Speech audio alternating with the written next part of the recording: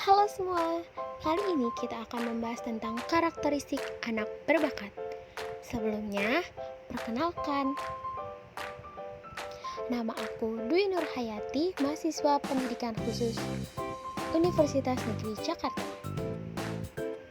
Anak berkebutuhan khusus berbakat dikatakan sebagai disabilitas karena ia membutuhkan layanan pendidikan yang khusus atau lebih.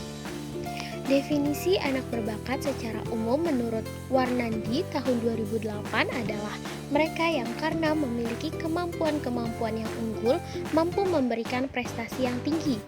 Istilah yang sering digunakan bagi anak-anak yang memiliki kemampuan-kemampuan yang unggul atau anak yang tingkat kecerdasannya di atas rata-rata anak normal, diantaranya seperti cerdas, cemerlang, superior, supernormal, berbakat, genius, gifted and talent, dan super. Sedangkan menurut Depdiknas tahun 2003, anak berbakat adalah mereka yang oleh psikolog dan atau guru diidentifikasi sebagai peserta didik yang telah mencapai prestasi memuaskan dan memiliki kemampuan intelektual umum yang berfungsi pada taraf cerdas, kreativitas yang memadai, dan keterkaitan pada tugas yang tergolong baik. Biasanya, seseorang disebut punya bakat apabila orang tersebut menghasilkan sebuah karya, keterampilan, kemampuan, kapasitas, dan lain sebagainya. Bakat atau aptitude diartikan sebagai kemampuan bawaan yang merupakan potensi yang masih perlu dikembangkan atau dilatih. Sedangkan kemampuan adalah daya untuk melakukan suatu tindakan sebagai hasil dari pembawaan dan latihan. Kemampuan menunjukkan bahwa suatu tindakan dapat dilaksanakan sekarang, sedangkan bakat memerlukan latihan dan pendidikan agar suatu tindakan dapat dilakukan di masa yang akan datang. Seperti yang aku bilang tadi, kita kali ini akan membahas tentang karakteristik anak berbakat pada karakteristik umum siswa yang sangat cerdas. Yang pertama, ada kepekaan yang tidak biasa saat bayi hingga dewasa. Kepekaan ini membuat individu senang dan giat untuk melakukan pembelajaran sejak dini. Yang kedua yaitu perkembangan bahasa yang sangat cepat, karena anak mempunyai kemampuan bahasa yang superior, yaitu seperti kelancaran secara verbal, kosakata yang banyak, dan tata bahasa yang rumit.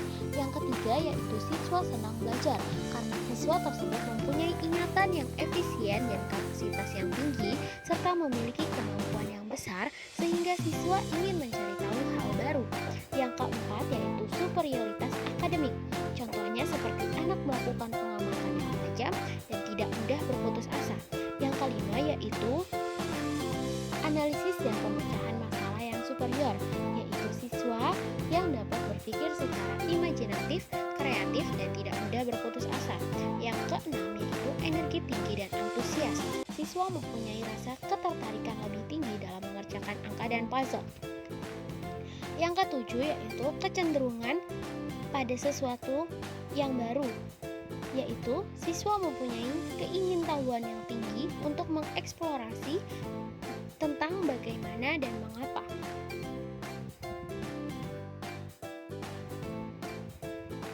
Yang kedelapan yaitu mampu melihat sesuatu yang dalam dengan melihat gambaran besar, mengenali pola, dan menghubungkan topik.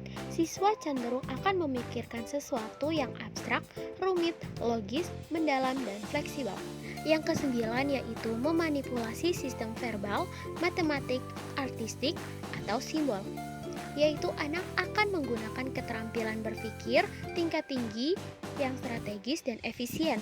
Yang ke-10, minatnya luas dan memiliki informasi yang banyak. Biasanya anak memiliki selera humor yang tinggi. Yang dimaksud selera humor yang tinggi di sini ialah anak bisa mengimbangi pembicaraan dengan orang dewasa karena ia memiliki banyak pengetahuan. Yang ke-11 yaitu sangat ingin tahu dan mengajukan pertanyaan yang eksploratif. Anak lebih reflektif untuk menambahkan pengetahuannya secara mendetail dengan mengajukan pertanyaan. Yang ke-12 yaitu mengeksplorasi pengetahuan untuk situasi baru. yaitu memiliki pemahaman melebihi apa yang diajarkan. Anak senang mengeksplorasi hal-hal baru sehingga pemahamannya sudah lebih dari apa yang telah diajarkan. Yang ke-13 yaitu minat yang lebih maju. Anak memiliki kemampuan atau berpotensi dalam banyak hal. Selanjutnya yang ke-14 adalah ambisi karir yang tinggi. Sifat anak yang seperti ini akan dengan mudah dirangsang karena sudah memiliki tujuan. Yang ke-15 yaitu intensitas dan kepekaan emosional. Anak memiliki kewaspadaan dan perhatian yang tinggi seperti ia dapat melihat kondisi lingkungan sekitarnya, apakah bahaya atau tidak. Lalu yang ke-16 yaitu tingkat aktivitas fisik dan intelektual yang tinggi. Anak memiliki motivasi yang tinggi, bersemangat, fokus, tekun, ulet, dan berorientasi tinggi terhadap suatu hal yang ditekuninya. Yang ke-17 yaitu konsentrasi tinggi, rentang perhatian yang tinggi. Anak selalu ingin terlibat dan aktif dalam berbagai informasi, mengarahkan, memimpin, dan menawarkan bantuan. Yang ke-18 yaitu mandiri, berorientasi diri, bekerja sendiri. Anak akan peka terhadap masalah sosial dan hukum. Contoh karakteristik dari anak tersebut adalah peka terhadap lingkungan sekitarnya. Yang ke-19 yaitu biasanya memiliki konsep diri yang baik. Contohnya seperti anak memperlihatkan kasih sayangnya kepada orang lain. Ke-20 yaitu lebih memilih berteman dengan siswa yang lebih tua.